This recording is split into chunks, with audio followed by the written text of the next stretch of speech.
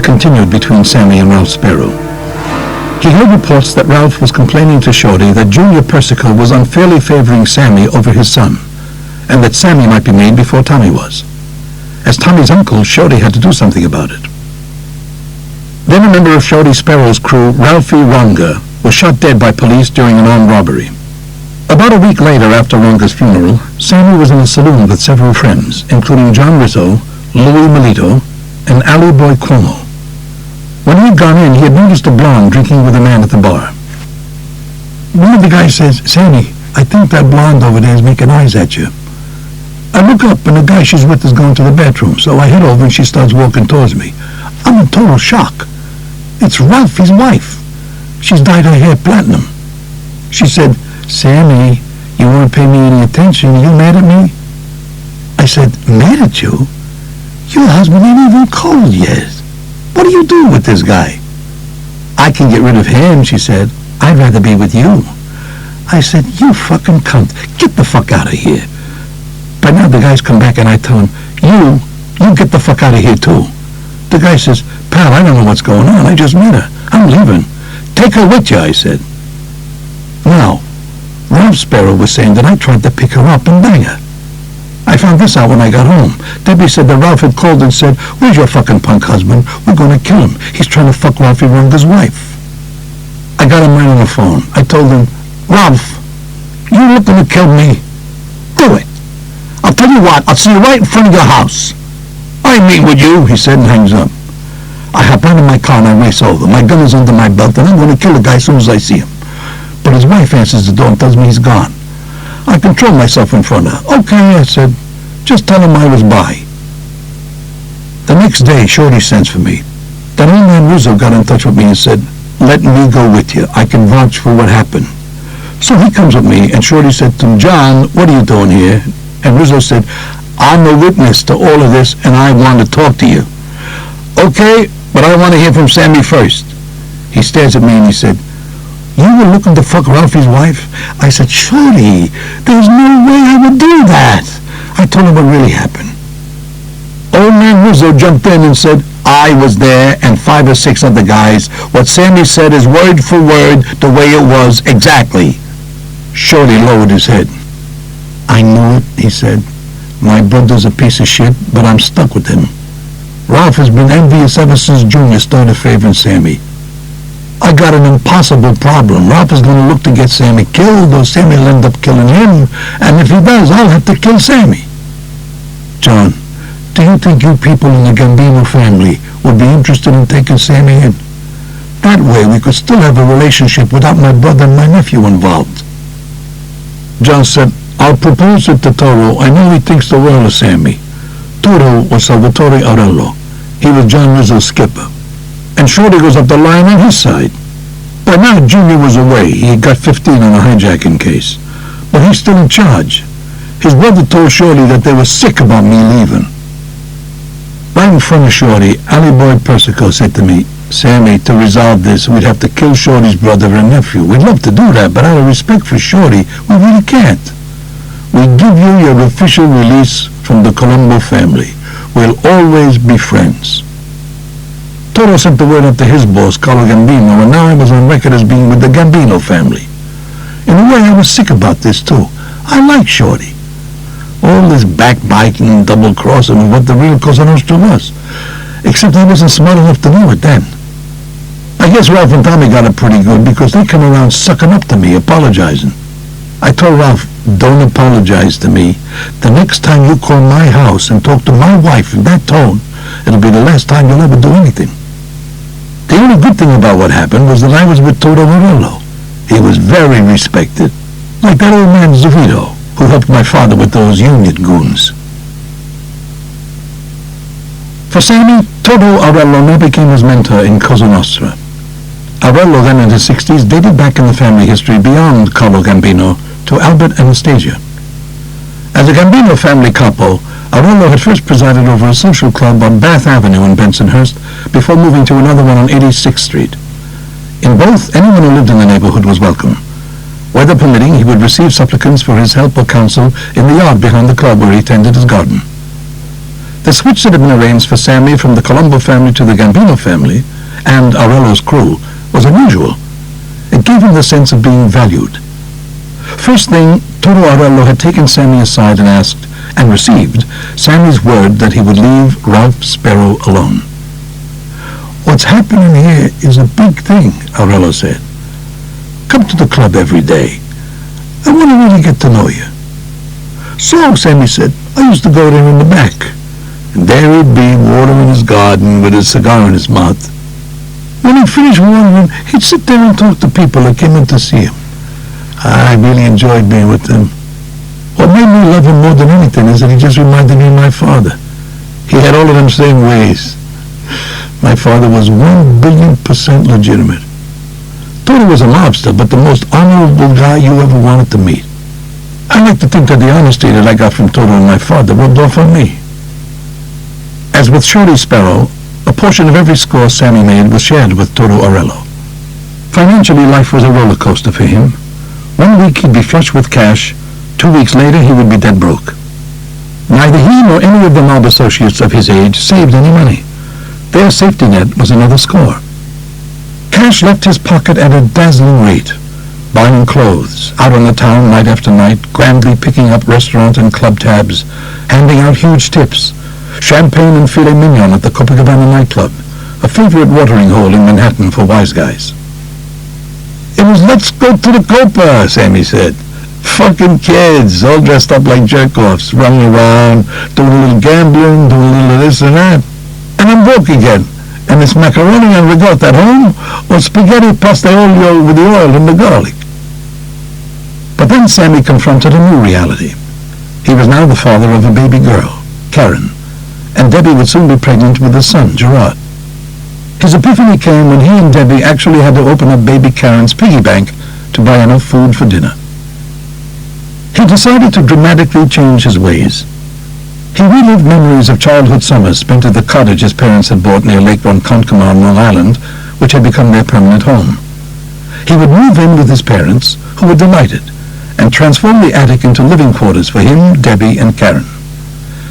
One of his sisters, Fran, had married a man named Eddie Garafola, who was a partner in a small Long Island construction business, and Sammy arranged to work for him. This was in '74. I'm with Toto, but I told him I was going to try to make a new life with my wife out in Long Island. I was getting legitimate. But I told him that I was still with him. If he needed me, all he had to do was call. Toto wished me luck. Go ahead, he said. See if you can do it. If I need you, I'll call. If you need me, I'm always here. You're with me. So I finished up the attic into an apartment, and I'm working for my brother-in-law, Eddie. I don't think I'm making $100 a week. I'm killing myself, working my ass off, and I asked him and his partner, Dominic, for a raise. They have a meeting. Finally, Eddie says he talked it over with Dom. The best they can do is to give me 10 cents an hour more. I'm devastated. I'm sick. I can't believe it. Debbie calls up her Uncle Danny, an Irish guy. He's married to one of her aunts. He's out in Long Island, around Amityville. My wife says, "My Uncle Danny wants to talk to you. Ring him up." I called him and he says, "I spoke to Deb. I heard you were working, how much you're making, and the kind of raise you were offered. There's somebody I can talk to." I told him that I would appreciate anything he could do.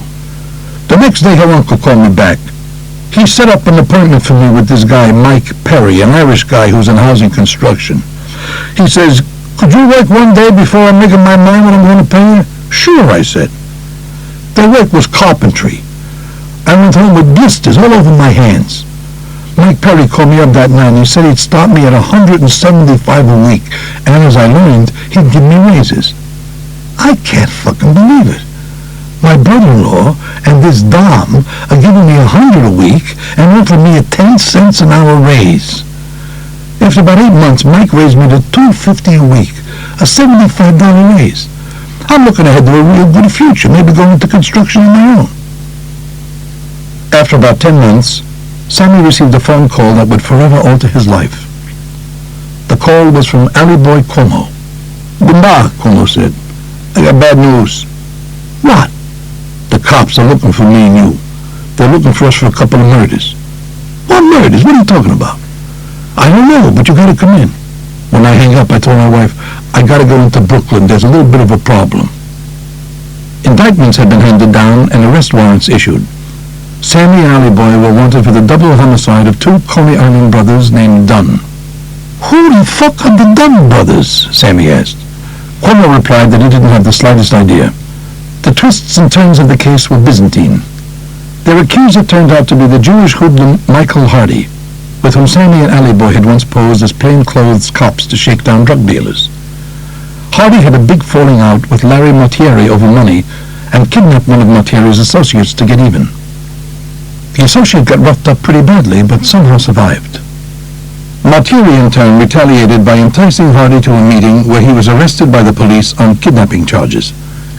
In an effort to make a deal, Hardy offered Brooklyn DA Eugene Gold an irresistible catch, a Colombo family couple named Mimi Schialo.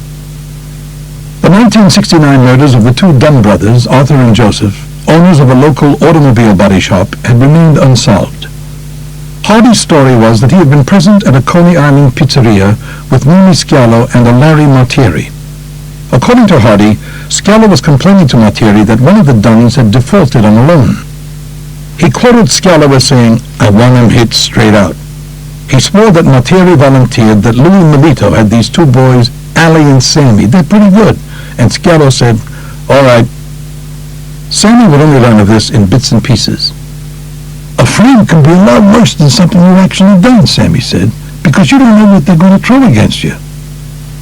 Sammy was held in the Brooklyn House of Detention. Bail for him, Cuomo, and Mortieri was set at $100,000. By now, Hardy had included Melito in the conspiracy mix. His bail was $75,000. Sammy was then 29, married and a new father. He was also facing life in the state penitentiary. The DA don't give a fuck about anybody except Mimi. He sees big headlines with Mimi.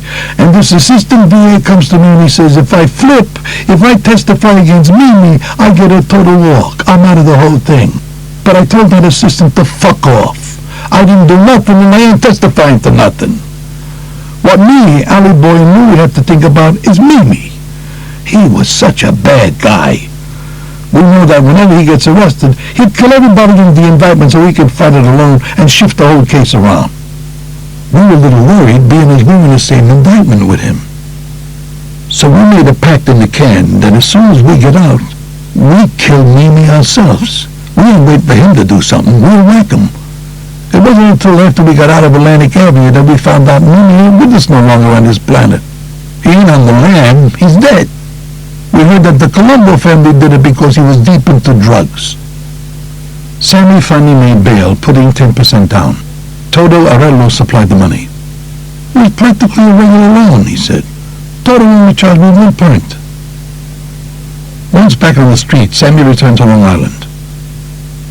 I told my mother and father I had to go back to Brooklyn. I told this Mike Perry there's no way I could work for $250 with the expenses I got now. To pay the lawyer, to pay back Toto. I'm out every single night, 7 days a week, robbing and stealing with Ali Boy. I'm trapped.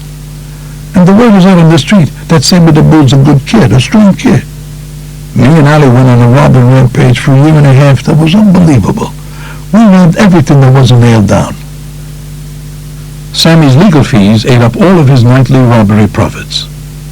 The defense attorneys, meanwhile, managed to get separate trials for the 4 available defendants. By then, Sammy said, I was starting to wonder maybe I had killed the Dunn brothers. Hardy's story was so detailed. Innocent or not, I figured I was in deep shit trouble. The first to be tried was Mortieri. He was acquitted after the defense pointed out one inconsistency after another in Hardy's story. The following week, the Brooklyn DA's office moved to dismiss the charges against Sammy, Ali Boy Cuomo, and Louis Melito. If Sammy's childhood dyslexia was instrumental in turning him toward a career in crime, the indictment for murdering the Dunn brothers sealed it permanently. That pin changed my whole life, Sammy said. I never ever stopped a second from there on in. That Dunn brothers thing glued me to the mob, that's for shit sure. And Toto Arello proposed me to be made in the Gambino family. That was it. In In October 1976, Carlo Gambino, who had been in ill health for some time, succumbed to a heart attack at age 74. Under his aegis, the Gambino family became the most powerful in Cosa Nostra. After succeeding Albert Anastasio, he quickly neutralized possible internal family unrest by appointing as his underboss one of Anastasia's most loyal followers, a crusty, pug-faced gangster named Agnello Neil Della Croce. Carlo Gambino desired to take the family in new directions. Although the mob members would never abandon such standbys as loan sharking, illegal gambling, hijackings, and narcotics trafficking, Gambino favored a more sophisticated effort to dominate the construction industry, trucking, food distribution, garbage disposal, even to infiltrate Wall Street. Gambino was especially adamant about narcotics trafficking and the unwelcome public attention it provoked. Death was the penalty for anyone in the family dealing in drugs. Gambino's reliance on personal family relationships, replete with marriages of in-laws as well as cousins, reflected his inbred, secretive ways, his profound wariness. As he neared the end of his life, married to his first cousin, who was also the sister of a capo named Paul Castellano, Gambino chose Castellano to be the new family boss, bypassing Neil Della Croce. Sammy, of course, attended Carlo Gambino's funeral. He had only met him once. I was with Toto somewhere, and he introduced us. I don't think he really knew who he was, but he gave me the courtesy of saying hello, and that was it. What I heard was that he was pretty sick for a while, that he was losing it. That's why he made Paul the acting boss. Neil was in jail on an income tax rap. Then when Carlo died, he wanted Paul to be the boss, and Neil was still in jail. It was not a sure bet that Castellano would be accepted. Within the family, there was a Castellano faction and a Della Croce faction, and no final decision was made until Della Croce was paroled about a month after Carlo was buried. On November 24, 1976, a meeting of the family captains with Castellano and Della Croce present was held, but there was no confrontation. Toto Arello would tell Sammy that Della Croce could have told Castellano that he didn't give a fuck what Carlo made him. He was still the underboss. He would put it to a vote. But Neil didn't do that. He said, I know this is what Carlo wanted. I've been away for a while. I don't know basically what's going on. I'm happy with my position. If you don't want me to be your underboss, fine. And Paul said, no, I want you to continue with me. That was the deal. No arguments, no nothing. In 1975, the year before Carlo Gambino's death, the membership books of the families, closed since 1957, were finally reopened. To be eligible, your father had to be Italian. I guess the public could say mob guys were racist because they just strictly deal with Italians, Sammy said. But I think they're the most un-racist people in the world. They're just greedy. The only color they care about is green, the color of money. They do their thing. They came from Italy, Sicily. Stay tight with your own. There was a long waiting list of associates, and each family was initially allotted 10 new members. The following year, the families were permitted to replace maid members lost through attrition. For the next group, later the same year, Toto Arello proposed Sammy. Arello had been particularly impressed by the way Sammy conducted himself while under indictment for the murders of the Dunn brothers. So the time comes when Toto tells me to be at his club the next day. Dress up, he said, and me and Charlie show up in suits. Toto took us to his house in Bensonhurst. We go into the living room on the first floor. A bunch of other guys are there. They're calling one guy at a time to go to the basement. I'm as high as a kite. I mean, this is the biggest day of my life. Finally, I'm told, Sammy, we want you to come down. I'm nervous as hell, but happy nervous. I walk down nice and easy. When I get to the bottom, I turn, I see into the room. It was very dim, really smoke-filled. There's a big, long table. At the head of the table is Paul Castellano, and sitting next to him is Neil Della Croce. And next to him is the consigliere, Joe N. Gallo. Toto was sitting there. People who I know are captains are all there. The guys that were called down before me are sitting at the table too.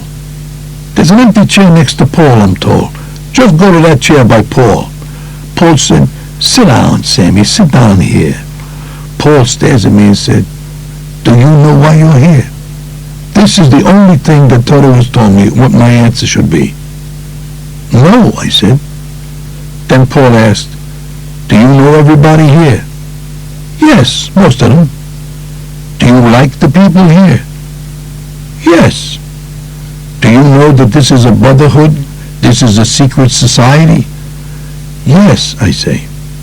Paul said, "In this secret society, there's one way in and there's only one way out. You come in on your feet and you go out in a coffin. There is no return from this." "I understand." He said to me, "Would you drop all loyalties to everything and keep this brotherhood number one, the first thing in your life?" "Yes." "Would you kill for us?" "Yes." Paul said, "Which finger would you pull the trigger with?" I pointed to my index finger. Toto got up and came over. He motioned me to stand up. Paul stood up. Neil stood up. So did Joe Gallo. Everybody else stayed sitting. Toto pricked my finger with the pin until the blood was coming out. He was my sponsor. He put my blood on a picture of a saint and put the picture in my hands. Paul said, "We are going to burn this saint." He lit it with a match. I ended up with blisters all over my hands. I was supposed to jiggle the picture, but I got so involved in the whole thing that I didn't feel any pain when I forgot to do it. As the picture's on fire, Paul told me that if I divulged the secrets of our life, my soul should burn in hell like the saint burning in my hands. I had to repeat this to him. Paul said one or two things in Italian, I don't know what. Then he told me to crush the burnt picture.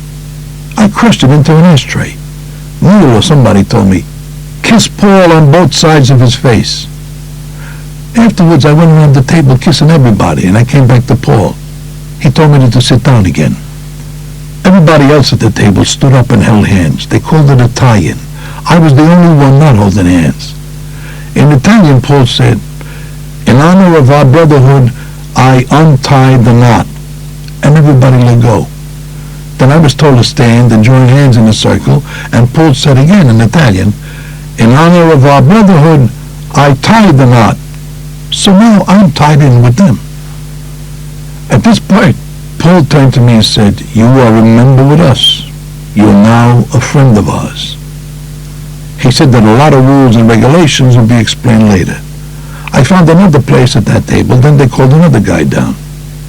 When they were finished giving everybody the oath, Paul explained that this was a family. We were the Gambino family.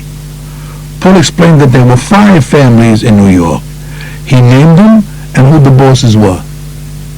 He said that there was a commission, which was the ruling body settling disputes amongst the families and deciding policy, and that on each commission seat there was a boss. He told us that the man we answered to was our captain. He was our direct father. You do everything with him. You check with him. You put everything on record with him. You can't kill unless you get permission. You go to your captain. That was the protocol. Your captain will go to the administration of the family, which is the boss, the underboss, and the consigliere. Paul said, "You are born as of today. Any grievances you have, anybody you dislike from before, don't bring it up. As of today, it's over with." He also said that there is no God. We don't have allegiance to any country. Our immediate family, like our wives and children, is secondary. Our thing, this thing of ours, he said, is first. The only thing in your life above everything. You want to believe in God. You want to believe in your country. You want to believe in your own family. That all comes way after this. He said, anytime you're sent for by the boss of your family, you must come in. If your child is dying and your boss sends for you, you must leave that kid and come. If you refuse, you will be killed. When the boss sends for you, it precedes everything else. This is the one time you don't check with your captain. The reason is that your captain may be the target. Maybe I want you to kill him. I'm the boss. I'm the father of the family. I am your God. Then after that, different captains spoke about different things, other rules and policies. They talked about honor. You couldn't go with each other's wives and daughters. You couldn't raise your hands against one another. All these things meant the death penalty. I bought this all 100,000%. I really felt that I belonged to a brotherhood that had honor and respect. All the things I looked for in life was in a good part of that oath. A lot later on, I got to learn that the whole thing was bullshit. I mean, we broke every rule in the book. But back then, in the basement of that house, I was a true believer. When Sammy first met John Gotti, it meant very little to him. Gotti had recently been released from the Green Haven State Penitentiary, along with his boyhood pal, Angelo Ruggiero. Both were with the Gambino family crew operating out of Ozone Park, Queens. I'm in this after-hours club that belongs to Frank DeChico. John comes in with a little entourage of guys. And Boozy, Frank's father, says to me, "Did you ever meet this John Gotti?" I said, "No." "Well," Boozy says, "he's a good kid, and he's going to be a friend someday with us. Take it from me. Let me take a minute and introduce him." So Boozy brings him over, and I said, "Hey, John, how you doing? You just got out." "Yeah," he says, "I did some time." We have a drink and talk about this and that. I don't remember. He was dressed nice, but nothing like later on when he was hitting the papers. Frankie has a big crap game in the back room, which was why, being a fucking degenerate gambler he was, John was there, and he excuses himself to go shoot dice. Afterwards, I'd see him at weddings and wakes, things like that. He's on another planet as far as I'm concerned. Ozone Park in Queens. He's into hijacking. That's not my thing. Over time, I get to know him pretty well. Certain crews in the family were called workhorse crews, the ones who got the contracts. There was Toto's crew, which was me. There was Frank DeChico's crew, Nino Gaggi's, and Roy DeMeo's. Those were the crews that got the most respect. If our family ever went to war with another family, we're in the front lines, fighting and killing. We're the strength of our family. This thing we have isn't business, it's Cosa Nostra. So we got very friendly with each other. When my dad died, John showed a lot of respect. He came to the funeral with about 15 guys. I'm starting to come back a little. My clubs are earning, I'm doing my Shylocking, but I'm still in the role. Then my brother-in-law Eddie came to me. He wants to be with me, and he wants to be my partner in business. So we open up our plumbing company. We start wheeling and dealing, and eventually I take over a drywall company. That's when Paul Castellano takes another kind of interest in me. He hears more and more that I'm getting into construction. He sends with me, he says, "What are you doing, Sammy?" I said, "Nothing really. I got this little plumbing company and I'm into drywall and stuff." "I hear you're meeting with union guys. I hear you're doing good with the business." "Yeah, Paul," I said, "we're starting to win a few contracts. It could be good." Good, he says. "You need entree into the unions, the contractors, anybody, you let me know. We own them all. I'll help you." And he did. The better I did, the better it is for the Brigata, the family. Once Paul Castellano learned that Sammy had formed a plumbing partnership with his brother-in-law, he promptly availed himself of the company's expertise. Paul, as the new family boss, had constructed a $3.5 million mansion on the highest part of Staten Island, exclusive Todd Hill. Castellano's problem was that the house was so big, the water pressure fell off dramatically on the upper levels. "We had our people come and take a look at the system," Sammy said. Paul was real happy with the result. Wise guys started calling the mansion the White House, an analogy that Castellano did not find displeasing. "When he showed me around," Sammy said, "you could see he loved his house. He was real proud of it. If he wanted a place like this, there's nothing wrong with that. If he could afford it, why not?" But Castellano's mansion on the hill perfectly symbolized the growing reclusiveness that over time would ultimately prove to be his undoing. By effectively abandoning his presence in the family's social clubs, he began to lose touch with the nitty-gritty of mob life. He saw himself as a man of substance, with far-flung business interests. This led to a widening division between the so-called Castellano and Della Croce factions in the family. Castellano, ironically, never had any notable personal difficulties with his underboss, but he lived with those who had allied themselves with Della Croce, especially John Gotti. Castellano considered Gotti no more than a thug. Almost as if he needed a perverse reminder of the well springs of his strength, he constantly kept at his side a capo named Tommy Bellotti. They made an incongruous pair. The boss, Paul, a big man who in public wore conservatively cut business suits and who carried himself with studied dignity, and Bellotti, who was Castellano's main liaison with the violent side of Cosa Nostra, a foul-mouthed, not overly bright hoodlum. Now, 20-odd years after Appalachian, Castellano received his captains at the mansion. Joe N. Gallo, the family consigliere, was in regular attendance, and Bellotti was ever present. The underboss, Neil Della Croce, was not. If Castellano was literally king of the hill, Della Croce remained in the valley, holding forth at the Ravenite Social Club on Mulberry Street. Castellano would preside over these meetings, usually at a large table in his massive kitchen. There he discussed and reviewed the status of the Gambino family's interests, including the family's participation in the bid rigging of concrete pouring contracts and the family's hold over various locals of the building trades unions and the Teamsters. Paul just loved construction, Sammy said. That was his true pet, the construction industry. Over time, as Sammy's involvement in construction grew, an aging Todo Arello, clearly headed toward retirement, advised him that in construction matters he should deal directly with the boss. Sammy would often find Castellano seated on a balcony of the White House, reading the New York Times and the Wall Street Journal. I thought he was the best thing since sliced bread, Sammy said. He was smart, business-wise. He knew how to control people. He was extremely articulate. We all thought he was going to run a real good show. The only thing was that he wasn't a gangster, and he didn't understand gangsters. He didn't understand what the fuck it was to be broke, to have to go out and rob and do certain things. I mean, he didn't really understand gangsters like John Gotti and me. Paul had no idea what it's like to break open a piggy bank when he had kids to eat. What we would eat was that fucking pasta with ricotta night after night. It's not that I didn't like it, but every fucking night. That's what Paul's downfall was. He didn't have enough gangster in him.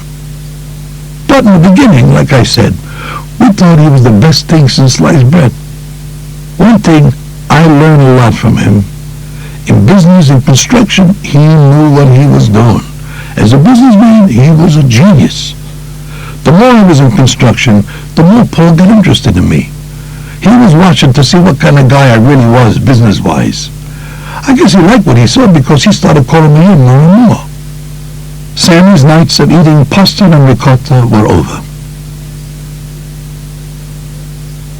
By 1981, the New York office of the FBI was finally geared up to mount a concerted strategic assault against the city's Cosa Nostra families. Two critical law enforcement tools against Cosa Nostra had been badly underutilized. One was the 1970 Racketeer-Influenced and Corrupt Organizations Act, RICO. The other was the Title III electronic surveillance provisions contained in an omnibus crime bill that had become federal law 2 years earlier. RICO was aimed at a systematic pattern of criminal activity. Any two of 30-odd specific criminal acts, murder, extortion, loan sharking, and so on, that could be linked to a particular Cosa Nostra family would allow the government in theory to go after that family and targeted members of it as a criminal enterprise in and of itself. The problem with Title III electronic surveillance was that this was the domain of the Bureau's Foreign Counterintelligence Division, which was adamant about not giving an inch to the criminal division's needs. But in 1979, after the appointment of Judge William Webster as the FBI's new director, there was a sea change in the Bureau's culture. Using the RICO statutes, quality investigations, however time-consuming, were encouraged. The plan was now to document a pattern of criminal activity connected to a crime family and convict the family as a criminal enterprise along with its responsible members. The views of an agent named Jim Kallstrom also prevailed. Kallstrom, a no-nonsense, experienced and patient organized crime agent in the New York office, pressed relentlessly for the creation of a special operations team devoted to physical and electronic surveillance. And he got his way. "I'm not looking for a quick fix," Calstrom told one and all about Cosa Nostra, or some dumb gambling case. I want the top guys, the movers and shakers, and I don't care how long it takes. That was exactly how Agent Bruce Mao felt. In the renewed combat against the New York families, Mao headed up the Gambino squad, designated Squad C-16. Mao would be essentially starting from scratch. He knew that the family boss was Castellano, Della Croce was the underboss, and Joe N. Gallo the consigliere. He also knew that except for Della Croce, none of them had seen the inside of a cell for as long as anyone could remember. To his dismay, he discovered that there were no ongoing cases against any of the three. To start compiling background on the family leadership, he assigned agents to surveil Castellano, Della Croce, and Gallo, simply to learn what their daily routine was, where they met, whom they saw. Mao did know, however, that a maid family member, John Gotti, was a swashbuckling neighborhood figure in Ozone Park in Queens, who operated out of the quaintly named Bergen Hunt and Fish Social Club. He knew that Gotti was the acting captain of a crew headquartered there, that Gotti did little to hide the fact that he was a connected mobster, that he was considered a celebrity on the streets of Ozone Park, and that on each 4th of July he sponsored a huge and illegal local fireworks display without interference from the police. It was not Gotti's swaggering ways or thumb-the-nose attitude toward law enforcement, however, that caused Mao to designate Gotti his number one target. Gotti's misfortune was that the only reliable sources of intelligence about the Gambino family that the FBI had in place concerned Gotti. One of these sources was a bookmaker who began reporting Gotti's obsessive sports gambling. Gotti's sole recorded income was a $25,000 annual salary as a salesman for a plumbing supply company. On a given weekend, the bookmaker confided, Gotti would lose that much or more. Where was the money coming from? The bookmaker suggested narcotics trafficking. Gotti's crew was heavily engaged in heroin and cocaine. But Mao also had an informant far more important than the bookmaker. His name was Willie Boy Johnson. He too had grown up with John Gotti. His mother was Italian, his father a Cherokee Indian. He had love tattooed on the knuckles of one hand and hate on those of the other. Willie Boy had become a source for the FBI concerning events inside the Bergen Hunt and Fish Social Club. In return for his information, Johnson received cash payments from the FBI and operated on the assumption that if he were ever caught in criminal activity, his cooperation would be taken into account. No one tried to dissuade him on this score. In 1979, Johnson reported that Gotti, his brother Gene, and Angelo Ruggiero had been formally made members in the Gambino family. He also reported that Gotti was Neil Della Croce's prize protege. He confirmed what the bookmaker had indicated, that heroin and cocaine trafficking was rampant in the crew. He also confirmed Gotti's uncontrollable gambling and his penchant for womanizing night after night. But what intrigued Bruce Mao more than any of the information Johnson passed on was his almost offhand remark that because of Gotti's nightly carousing, Angelo Ruggiero had become his straw boss for the crew. And Ruggiero ran off at the mouth to the point where behind his back he was called Quack Quack. Moreover, in Johnson's presence, he had boasted that he could easily foil any FBI attempts to tap his telephone. When he wanted to talk business, he would use a princess phone that had a separate line listed in his daughter's name. Mao had been searching for a weak link to exploit, and Ruggiero provided this opportunity. The first case that the Gambino squad opened was directed at the Bergen Hunt and Fish Social Club.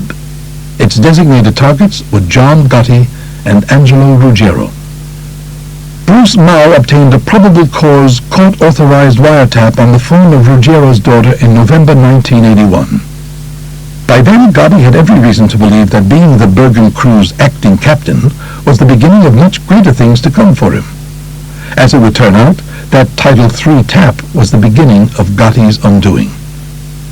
The squad was compiling a wealth of intelligence about the Gambino family, which enabled Mao to start drawing up an all-important, accurate chart of the family organization.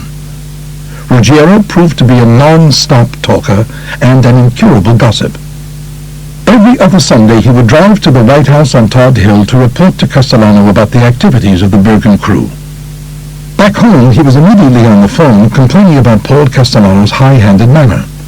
The day would come, he boasted to crew members, when John would be the family boss and he, Angelo, the underboss. Wow, Mao thought.